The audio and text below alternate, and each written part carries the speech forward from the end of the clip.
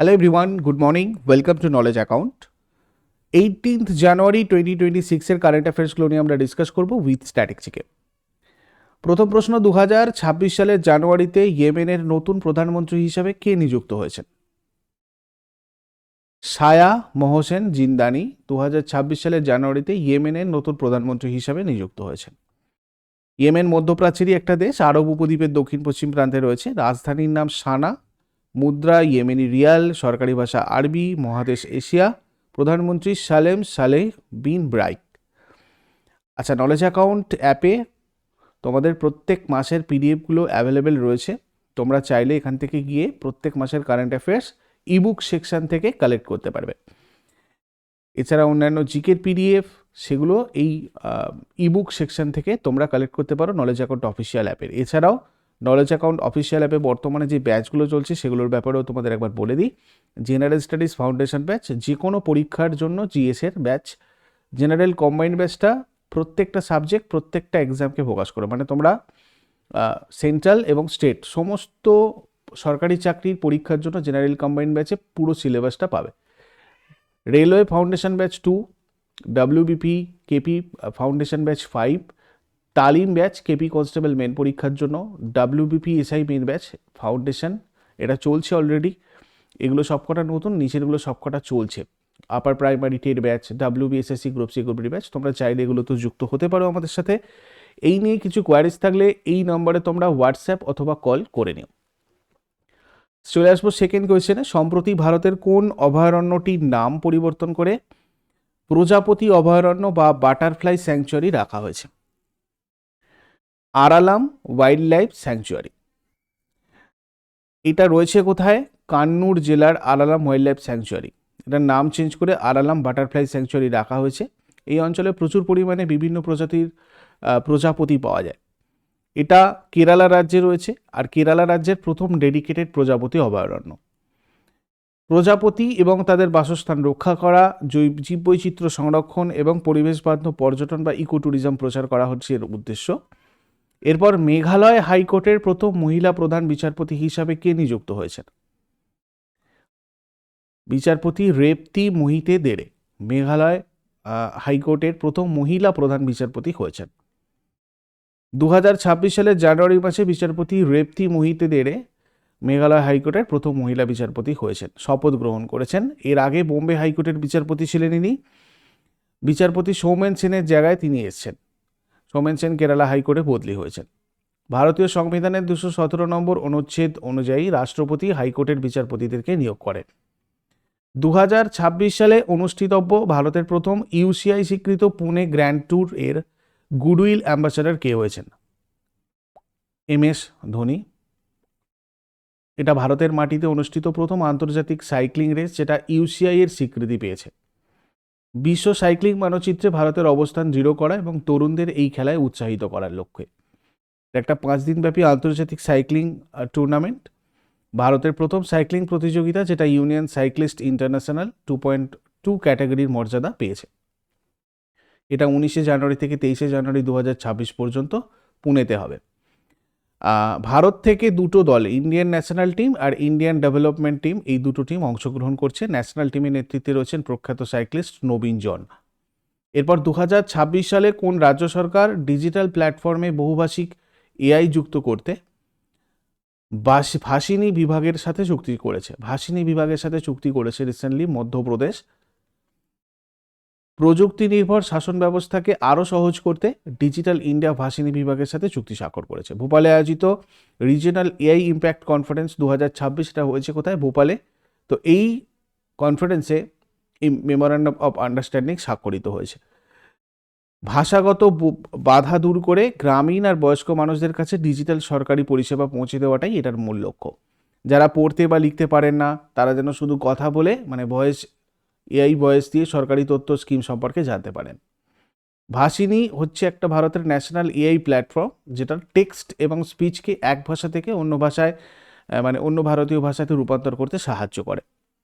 তারপর হচ্ছে উলাগাম উঙ্গাল কাইল প্রকল্পটা কোন রাজ্য চালু করেছে? এটা চালু করেছে তামিলনাড়ু। তামিলনাড়ু সরকার কলেজে পড়ুয়ারদের জন্য উলাগাম উঙ্গাল কাইলি। উলাগাম উঙ্গাল কাইল প্রকল্পের আওতায় বিনামূল্যে ল্যাপটপ বিতরণ করবে। এই ল্যাপটপ বিতরণ কর্মসূচির উদ্বোধন করবেন মুখ্যমন্ত্রী এম.কে. স্ট্যালিন। এই প্রকল্পের জন্য প্রাথমিকভাবে 2000 কোটি টাকা বরাদ্দ করা হয়েছে। তামিলনাড়ু সরকার 2011 সাল থেকে এখনো পর্যন্ত 52 লক্ষ ল্যাপটপ বিতরণ করেছে। এই দীর্ঘমেয়াদী কর্মসূচিতে মোট ব্যয় হয়েছে 7000 কোটিরও বেশি। তামিলনাড়ু গঠিত হয়েছিল 1950-এর 26শে জানুয়ারি। রাজধানী চেন্নাই, আন্তর্জাতিক কোনো সীমানা নেই। রাজ্যের সীমানা 3টে রাজ্যের সাথে রয়েছে: পুদুচেরি, কেরল, কর্ণাটক আর অন্ধ্রপ্রদেশ। টোটাল 38টা জেলা। সরকারি ভাষা তামিল। বিধানসভার 234টা আসন, রাজ্যসভার 18টা আসন, লোকসভার 39টা আসন। হাইকোর্ট হচ্ছে মাদ্রাজ হাইকোর্ট, মাদ্রাজের। প্রথম রাজ্যপাল সর্দার উজ্জ্বল সিং, বর্তমান রাজ্যপাল আর.এন. রবি, প্রথম মুখ্যমন্ত্রী সি.এন. আন্নাদুরাই, বর্তমান মুখ্যমন্ত্রী এম.কে. স্ট্যালিন। পোঙ্গল 2026-এর প্রধান উৎসব থাই পোঙ্গল কত তারিখে পালিত হয়েছে? 15ই জানুয়ারি পালিত হয়েছে পোঙ্গল 2026-এর প্রধান উৎসব থাই পোঙ্গল। উৎসবের সময়কাল যদি দেখি, এটা খুব ইম্পর্টেন্ট এসএসসির জন্য, খুব ভালো করে দেখে রাখো। এই পোঙ্গল সাধারণত 4 দিন ধরে পালন করা হয়। এবছর 14 to 17 জানুয়ারি 2026 হচ্ছে। প্রধান দিন হচ্ছে থাই পোঙ্গল, যেটা তামিল পঞ্জিকা অনুযায়ী থাই মাসের প্রথম দিন। তারপরে হয় ভোগী পোঙ্গল 14ই জানুয়ারি প্রথম দিন। এটা পুরানো জিনিসপত্র পুড়িয়ে নতুনকে স্বাগত জানানো, মানে এরও আগে হয়। তারপরে থাই পোঙ্গল। মাট্টু পোঙ্গল হয় 16ই জানুয়ারি, 15 তারিখের পরে, থাই পোঙ্গলের পরে। এই দিনটা কৃষিকাজে সাহায্যকারী গবাদি পশুর সম্মানে পালন করা হয়। আর কানুম পোঙ্গল হয় 17 জানুয়ারিতে। উৎসবের শেষ দিনটা পরিবার আর আত্মীয় স্বজনের সাথে কাটানো হয়। তো এইগুলো সম্পর্কে তোমাদের এসএসসিতে ডিটেলসে জিজ্ঞাসা করা হয়, জিডি বলো, এমটিএস বলো বা সিএইচএসএল বলো। ঐতিহ্যবাহী খাবার এখানে যেগুলো হয় সেগুলো হচ্ছে নতুন চাল, দুধ, গুড়। মাটির পাত্রে পোঙ্গল রান্না করা হয়।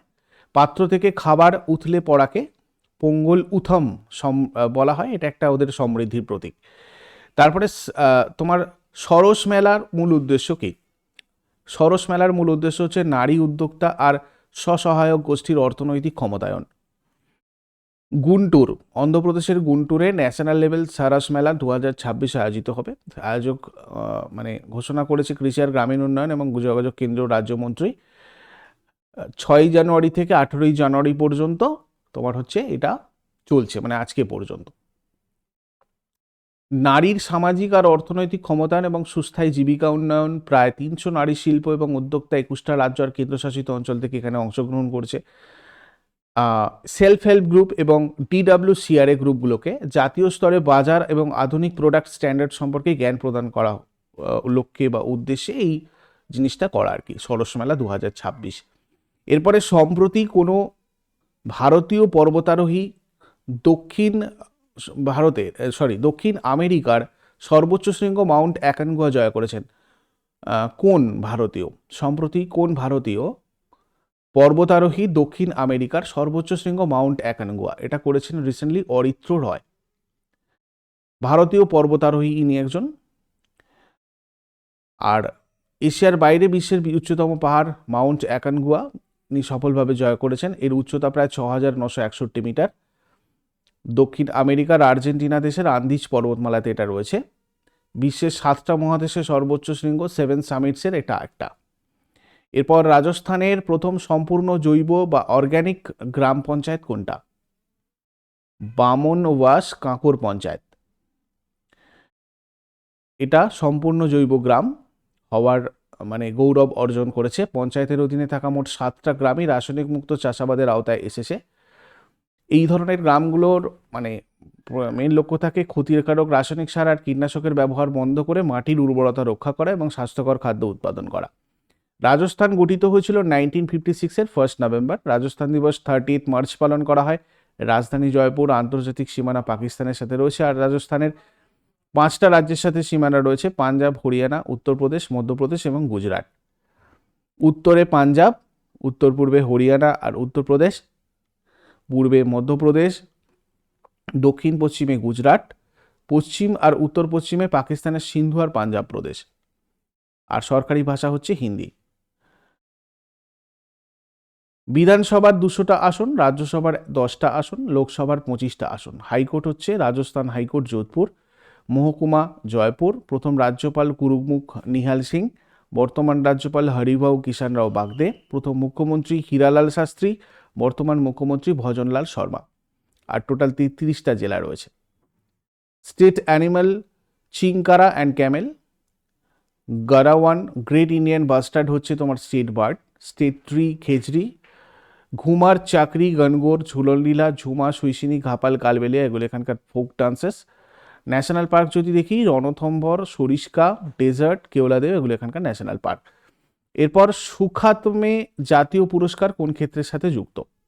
সুখাতমে জাতীয় পুরস্কার এটা পরিসংখ্যান বা স্ট্যাটিস্টিক্সের সাথে যুক্ত। কারা দেয়? ভারত সরকারের পরিসংখ্যান কর্মসূচি বাস্তবায়ন মন্ত্রক। কেন দেওয়া হয়? পরিসংখ্যানের ক্ষেত্রে জীবনভর অসামান্য অবদানের জন্য এবং ভারতের সরকারি পরিসংখ্যান ব্যবস্থাকে শক্তিশালী করার জন্য এই সম্মান দেওয়া হয়। বিখ্যাত ভারতীয় পরিসংখ্যানবিদ অধ্যাপক PV সুখাতমের সম্মানে এই পুরস্কার দেওয়া হয়। আর এই পুরস্কার পেতে হলেও আবেদনকারীর বয়স অবশ্যই 45 বছর বা তার বেশি হতে হয়। এই পুরস্কারটা প্রতি 2 বছরে একবার দেওয়া হয়, আর এটা প্রথম শুরু হয়েছিল 2000 সালে। নেক্সট, প্রেসিডেন্ট ডোনাল্ড ট্রাম্পের নেতৃত্বে মার্কিন যুক্তরাষ্ট্র মোট কতগুলো আন্তর্জাতিক সংস্থা থেকে নাম প্রত্যাহার করেছে? 66টা আন্তর্জাতিক সংস্থা থেকে নাম প্রত্যাহার করেছে মার্কিন যুক্তরাষ্ট্র। এর মধ্যে 31টা রাষ্ট্রসংঘ সংস্থা এবং 35টা রাষ্ট্রসংঘ বহির্ভূত সংস্থা। ইন্টারন্যাশনাল সোলার অ্যালায়েন্স, তারপর IPCC, UN department of economic and social affairs, এই সমস্ত জায়গাগুলো কিছু উল্লেখযোগ্য আমি তোমাদের নাম বললাম। এরপর চলে আসবো হোমওয়ার্কে আগের দিনের।